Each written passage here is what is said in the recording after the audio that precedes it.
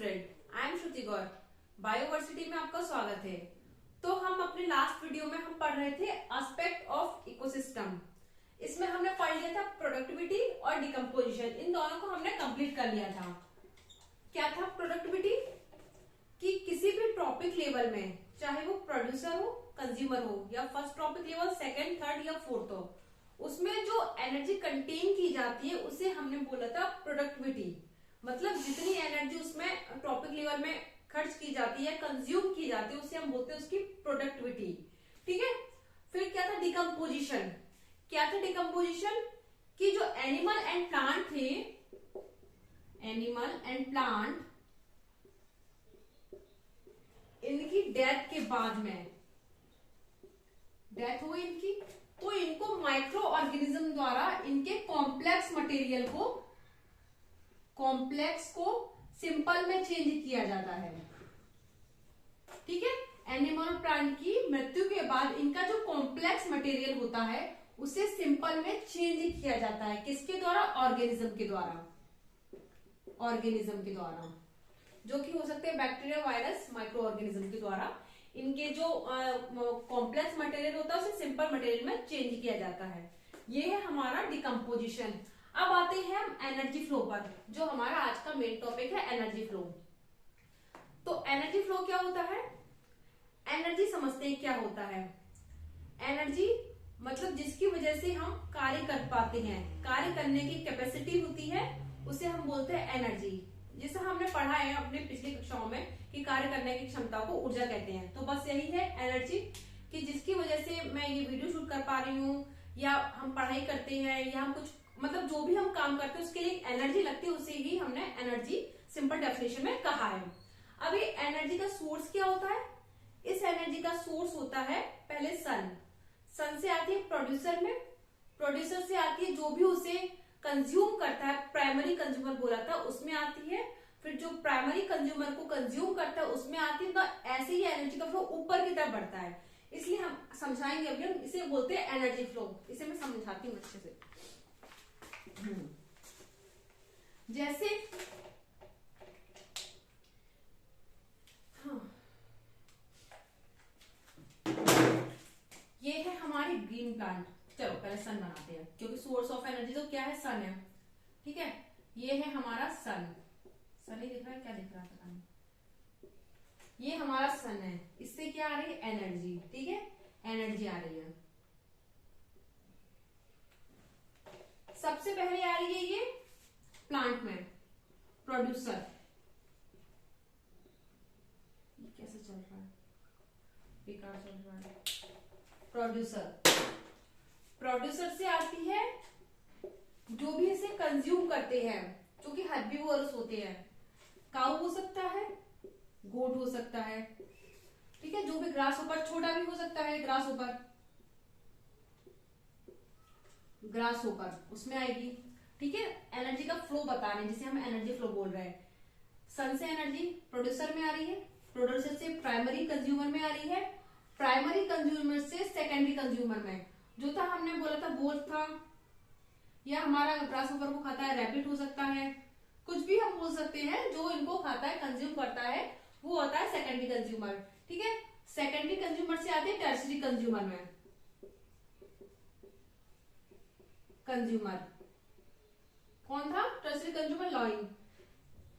Lion मतलब ये देख रहे हैं एनर्जी का फ्लो हो रहा है। एनर्जी एनर्जी पहले प्रोड्यूसर में आ रही है, फिर प्राइमरी में आ रही है, वोल्ट में आ रही है, टर्सरी में आ रही है। तो एनर्जी का फ्लो हो रहा है। एनर्जी यूनिडायरेक्शनल होती है, मतलब एक ही डायरेक्शन में जाएगी। ऐसा नहीं है कि पहले इसमें जाएगी फिर इसमें जाएगी। हमेशा एनर्जी यूनिडायरेक्शनल फ्लो होता है इसका। इसलिए जब हम पिरामिड्स पढ़ेंगे तो हम देखेंगे एनर्जी का जो पिरामिड होता है हमेशा सीधा बनता है। जब हम इकोलॉजिकल पिरामिड पढ़ेंगे तो उसमें हम काफी सारे पिरामिड को डिस्कस करेंगे, जिसमें कुछ के पिरामिड ऐसे उल्टे बनेंगे, क्या बनाएंगे, ये ऐसे बनेगा, कुछ के पिरामिड ऐसे बनेंगे।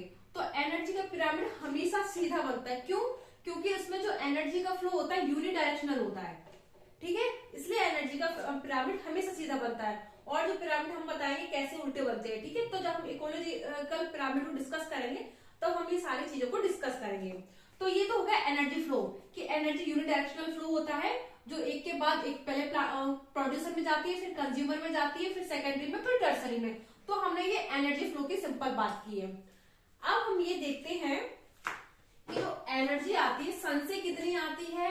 शायद मैंने अपने पिछले वीडियो में थोड़ा सा इसके बारे में समझाया भी था, इसको थोड़ा डिटेल में पढ़ते हैं। एनर्जी के बारे में सारी चीजें हम डिटेल में पढ़ेंगे, जिससे कुछ भी हमारा छूटना नहीं चाहिए।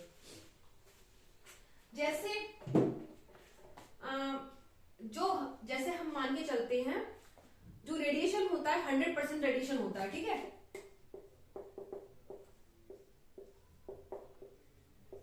100% रेडिएशन मतलब जो एनर्जी होती है सन में होती है 100% होती है, हम ये मान के चलते हैं, ठीक है। अब इसमें से 50% ही अर्थ पर आती है, ठीक है। 50% आती है अर्थ पर, ठीक है। और उसमें से भी, ठीक है, 100% सोलर रेडिएशन होता है, ठीक है। सोलर लिख देती हूँ, सोलर 100% सोलर रेडिएशन होता है, उसमें से 50% अर्थ पर आती है, और उसमें से भी कुछ सॉइल, वाटर, ग्रास द्वारा एब्जॉर्ब कर ली जाती है, ठीक है। 50% में से कुछ इसमें से यूज कर ली गई, ठीक है। और जो एनर्जी एक्चुअल में जो प्लांट यूज करते हैं वो होती है 2 से 10%। 2 से 10% जो ये एनर्जी प्लांट यूज कर रहे हैं उसे हम बोलते हैं सिंथेटिकली एक्टिव रीजन, या चलो पूरा ही नाम लिख देती हूँ, फोटोसिंथेटिकली एक्टिव रीजन, जिसे आपने सुना होगा PAR हर जगह लिखा होता है, ये होता है फोटोसिंथेटिकली एक्टिव रीजन। मतलब जिस एनर्जी को प्लांट फोटोसिंथेसिस में यूज करते हैं उसे बोलते हैं PAR, जो होती है 2 से 10% ही प्लांट यूज कर पाते हैं, ठीक है। जो होती है फोटोसिंथेटिकली एक्टिव रीजन होता है, ठीक है। तो ये प्लांट ने यूज किया अपना फोटोसिंथेसिस में ये एनर्जी, ठीक है। प्लांट ने यूज किया एनर्जी। अब ये जो एनर्जी यूज करे, कुछ एनर्जी प्लांट ने यूज की, ठीक है, और कुछ एनर्जी इन्वायरमेंट में हीट के रूप में चली गई, ठीक है। तो इसमें से कुछ एनर्जी हीट के रूप में लॉस हो जाती है, हीट लॉस हो जाता है इसका, कुछ एनर्जी का, ठीक है। कुछ सिंथेटिक एक्टिविटी में काम आई, फोटोसिंथेसिस की प्रोसेस करने में, और कुछ हीट के रूप में लॉस हो गई इन्वायरमेंट में। अब कुछ एनर्जी जाएगी, जो बची हुई एनर्जी होगी वो जाएगी अपने इसमें कंज्यूमर में, ठीक है। और इसमें से फिर हमारे जो ये था हमारा प्राइमरी कंज्यूमर में जाएगी, प्राइमरी से फिर सेकेंडरी में जाएगी, सेकेंडरी से फिर टर्सरी में जाएंगे। इस प्रकार एनर्जी का फ्लो होगा। इसमें मैं बताना ये चाह रही हूँ कि जो एनर्जी प्लांट यूज करते हैं एक्चुअल में फोटोसिंथेसिस में, उसे हम बोलते हैं फोटोसिंथेटिकली एक्टिव रीजन, PAR, ठीक है। जो होता है 2 से 10%, 50% ही अर्थ पर आ पाती है, उसमें से कुछ एनर्जी सॉइल, वाटर, ग्रास द्वारा एब्जॉर्ब कर ली जाती है। अभी के लिए हम इतना ही समझते हैं। अब हम समझते हैं अपने 10% लॉ को। क्या होता है एनर्जी का 10% लॉ, डिटेल में हम पढ़ेंगे एक चीजें।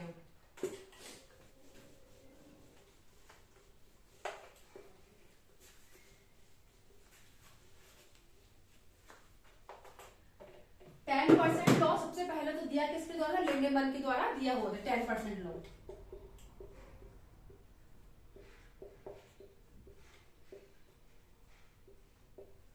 लिंडेमैन के द्वारा 10% लॉ को दिया था। अब ये 10% लॉ क्या था कि जैसे ये है हमारे प्लांट, ब्लू कलर के जो मैंने बनाए हुए हैं, ब्लू कलर के, ठीक है।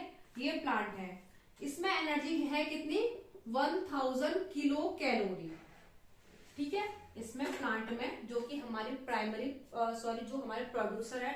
हाँ, एक चीज और, प्रोड्यूसर को क्या बोलते हैं, ऑटोट्रॉफ्स बोलते हैं। ऑटो यानी अपना, और ट्रॉफ्स यानी न्यूट्रिशन, जो अपना न्यूट्रिशन खुद बनाते हैं, ऑटोट्रॉफ्स। और जो कंज्यूमर होते हैं वो होते हैं हेटरोट्रॉफ्स, क्योंकि वो अपने भोजन के लिए प्रोड्यूसर पर या किसी न किसी कंज्यूमर पर डिपेंड रहते हैं, ठीक है। तो ये प्रोड्यूसर है, ऑटोट्रॉफ्स हैं। कौन है, प्लांट है।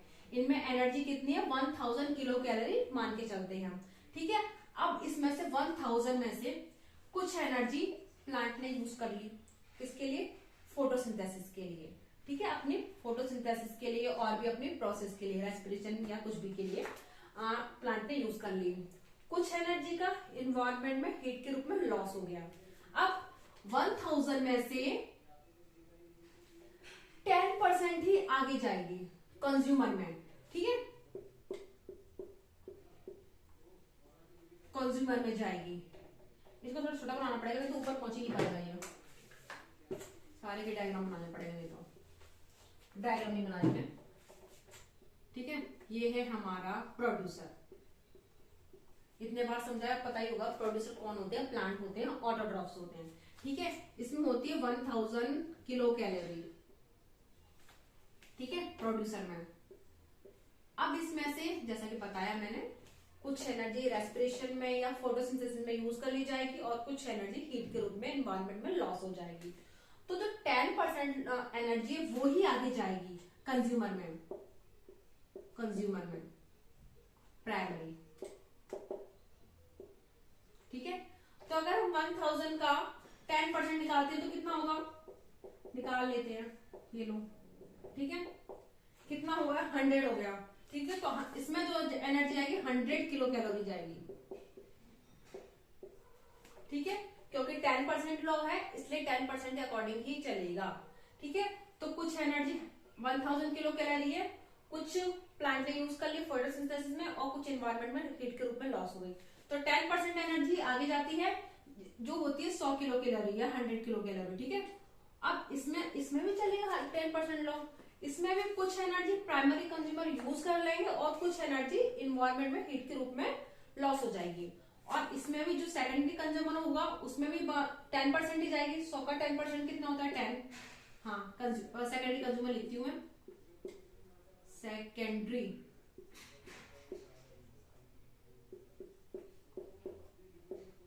मेरा और स्पेलिंग का थोड़ा सा गड़बड़ हिसाब किताब है। कंज्यूमर, सेकेंडरी कंज्यूमर में कितनी जाएगी 10 किलो कैलोरी। स्पेलिंग का और राइटिंग का थोड़ा मामला गड़बड़ है मेरे साथ, ठीक है। सेकेंडरी कंज्यूमर में जाएगी 10 किलो कैलोरी, ठीक है। अब इसमें से भी सेम प्रोसेस फॉलो होगी, कुछ एनर्जी सेकेंडरी कंज्यूमर द्वारा यूज कर ली जाएगी और कुछ एनवायरमेंट में हीट के रूप में लॉस हो जाएगी। सभी में सेम प्रोसेस चल रही है, 10% आगे सर्वाइव हो रही है, तो उसे हम बोलेंगे टर्सरी कंज्यूमर। इसमें कितनी रह जाती है 1 किलो कैलोरी, ठीक है।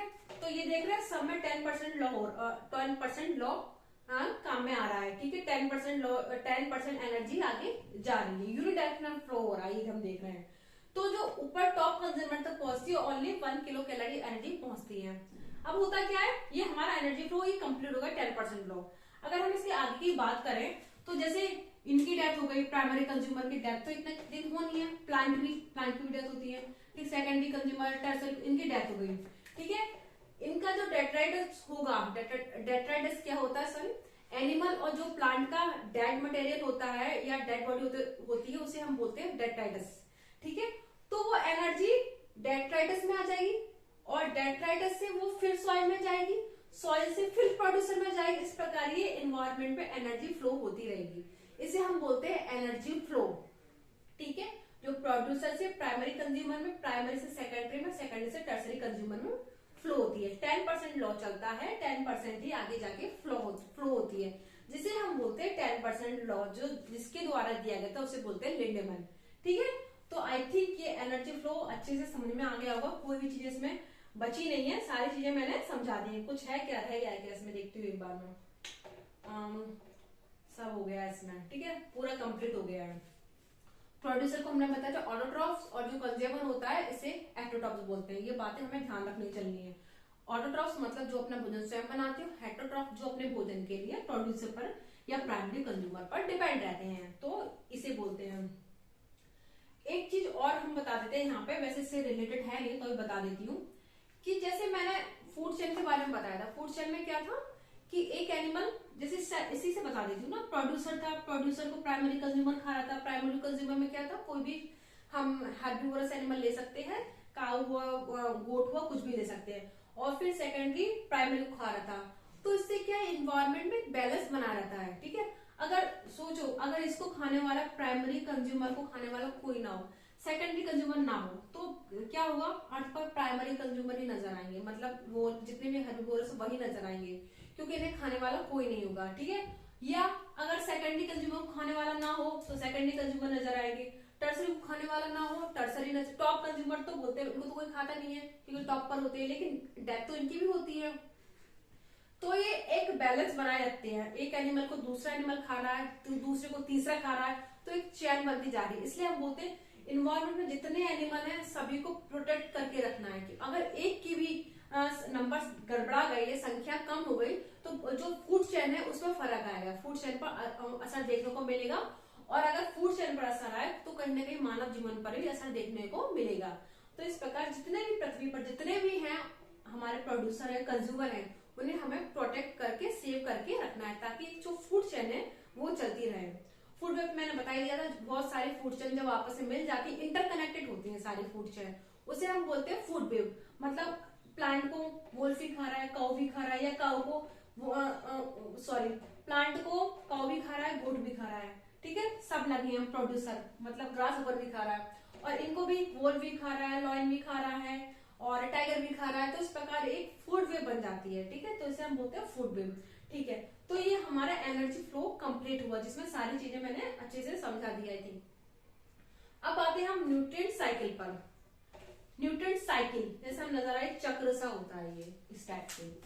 तो हम मतलब जहां से शुरू करते हैं चीजें वहीं पर खत्म होती है। ठीक है, वहीं से एक साइकिल चलती रहती है, जिसे हम बोलते हैं न्यूट्रिएंट साइकिल।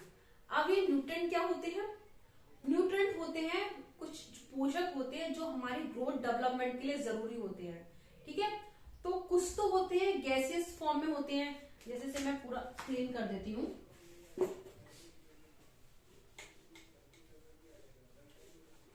इन्हें कुछ भी रटने की जरूरत नहीं है, एनर्जी फ्लो केवल समझना है हमें इसमें कि 10% लॉस में चलता है और एनर्जी एक टॉपिक लेवल से दूसरे टॉपिक लेवल में ट्रांसफर की जाती है। हमें कुछ भी इसमें रटने की जरूरत नहीं है। ठीक है, अब आते हैं न्यूट्रिएंट साइकिल पर। न्यूट्रिएंट क्या होते हैं? हम लिख देते हैं कार्बन, हाइड्रोजन, नाइट्रोजन, सल्फर। ठीक है, या ऑक्सीजन, कुछ भी लिख सकते हैं न्यूट्रिएंट। तो ये जो न्यूट्रिएंट होते हैं वो हमारे लिए बहुत जरूरी होते हैं, क्योंकि इनकी वजह से हमारी ग्रोथ, डेवलपमेंट और जितनी भी मेटाबॉलिक एक्टिविटी है सारी इन्हीं के द्वारा कंप्लीट की जाती हैं। तो इन्वायरमेंट में इनकी एक साइकिल होती है, मतलब चीजें जहां से शुरू होती है वहीं पर आकर खत्म हो रही हैं और वहीं से वापस से शुरू हो रही है, तो उसे हम बोलेंगे साइकिल। तो अब कुछ ऐसे जो होते हैं न्यूट्रिएंट, कुछ तो होते हैं गैसेस फॉर्म में, गैसियस में। ठीक है, गैसेस में कौन कौन से होते हैं? कार्बन हो गया हमारा, ठीक है, और हो गया हमारा नाइट्रोजन हो गया। ठीक है, और कुछ होते हैं जो हमें अर्थ से मिलते हैं, सॉइल से मिलते हैं, जिसे हम बोलते हैं सेडिमेंट्री। इसमें हो गया हमारा फास्फोरस आ गया, सल्फर आ गया। ठीक है, तो कुछ न्यूट्रिएंट गैसेस फॉर्म में होते हैं, कुछ होते हैं सेडिमेंट्री या अर्थ या सॉइल में मौजूद होते हैं, इनके द्वारा ही हमें प्रोवाइड किए जाते हैं। तो ये जो हमें ये साइकिल पढ़नी है। ठीक है, न्यूट्रिएंट साइकिल में कुछ हम कार्बन साइकिल पढ़ेंगे, फास्फोरस पढ़ेंगे और ये सल्फर साइकिल, नाइट्रोजन साइकिल पढ़ेंगे। ठीक है, तो हम इन्हें पढ़ने वाले हैं आज, देखते हैं कहां तक कंप्लीट कर पाते हैं।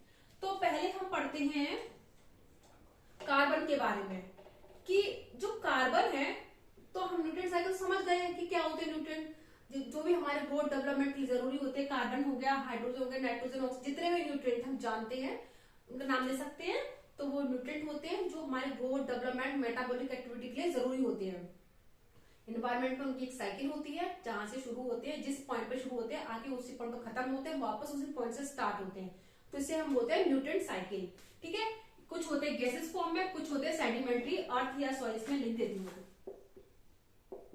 अर्थ, सॉइल। ठीक है, और तो हम पढ़ेंगे आज कार्बन। कार्बन साइकिल को पढ़ते हैं हम, क्या होती है कार्बन साइकिल। हमने बचपन में बहुत पढ़ी है कार्बन साइकिल, छोटे में, तो वही है, इसमें कुछ ज्यादा खास नहीं है। कि जो कार्बन कहां से हमें प्राप्त होता है? CO2 से। ठीक है, इसे जब CO2 ब्रेक होता है C+O2, तो कार्बन ऑक्सीजन के रूप में ब्रेक होता है, तो इसी से हमें कार्बन मिलता है, ठीक है। और CO2 कहाँ से इन्वायरमेंट में आती है, जो ओशन CO2 होता है वो इसका रेगुलेटरी पॉइंट होता है, ओशन CO2, ठीक है। जैसे मैं बना के चलती हूँ एक, ठीक है, यहाँ पे बना देती हूँ, ओशियन CO2 हुई है, ठीक है। ओशियन CO2 आ रही है, पहले आ रही है हमारे प्लांट में आ रही है, ठीक है। ओशियन से आती है ये, जैसे वातावरण में आ रही है, फिर वातावरण से वही है प्लांट में आ रही है, प्लांट में आती है या प्रोड्यूसर में आ रही है ये CO2, ठीक है।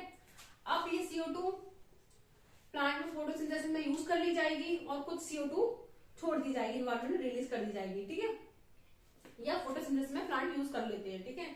अब कोई भी एनिमल खाएगा इसको तो उसमें ये CO2 जाएगी, ठीक है। एनिमल खाएगा उसमें CO2 जाएगी, है ना। तो एनिमल द्वारा, क्या लिखी मैंने एनिमल के पहले, एनिमल ने खाया उसमें CO2 चली गई। अब ये एनिमल ने CO2 अपने जो रेस्पिरेशन में छोड़ी इन्वायरमेंट में, ठीक है। एनिमल ने ऑक्सीजन लिया, एनिमल ऑक्सीजन लेते CO2 छोड़ते हैं, तो ये CO2 रिलीज हुआ इन्वायरमेंट में। या एनिमल प्लांट की डेथ के बाद में फिर वापस से CO2 आया गैसेस फॉर्म में, गैसेस से फिर ओशियन में आया, ओशियन से फिर प्लांट में आया। तो इस टाइप से कुछ ज्यादा नहीं है साइकिल में, तो ये साइकिल चलती रहती है, हमें ये मान के चलना है। जो जैसे एक सिंपल ये प्लांट है, प्लांट में CO2 है, रेस्पिरेशन में यूज करते हैं, इसे कोई वो प्रोड्यूसर खाता है तो उसमें ये आती है, क्या बोलते, कंज्यूमर खाता है, सॉरी, इतना सिंपल है तो इतना इजीली लेकर नहीं चलना चाहिए मुझे, ठीक है। इसे कंज्यूमर ने खाया, CO2 इसमें आई, कंज्यूमर से फिर जो भी सेकेंडरी कंज्यूमर है उसमें आती है CO2। तो इस प्रकार ये CO2 चलती रहती है, और फिर जब इनकी प्रोड्यूसर की और कंज्यूमर की डेथ होती है, वापस से ये CO2 रिलीज करती है इन्वायरमेंट में, ठीक है। इन्वायरमेंट से फिर वापस से सॉइल में आती है, सॉइल से फिर इसे प्रोड्यूसर में आती है।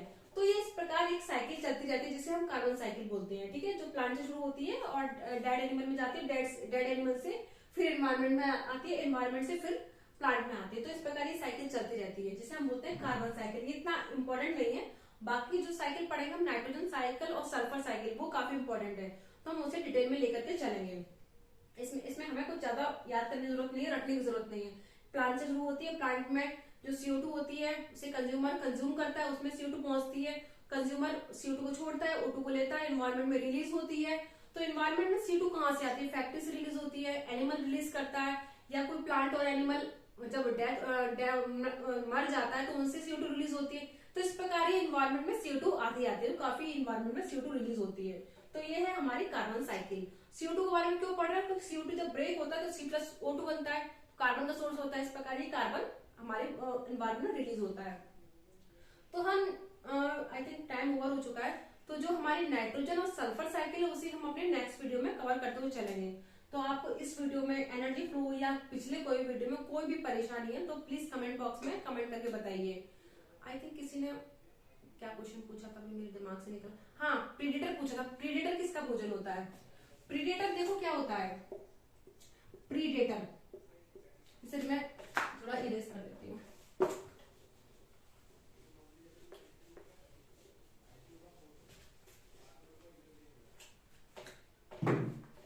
प्रीडेटर का मतलब था परभक्षी, परभक्षी यानी दूसरों को खाने वाला होता है प्रीडेटर।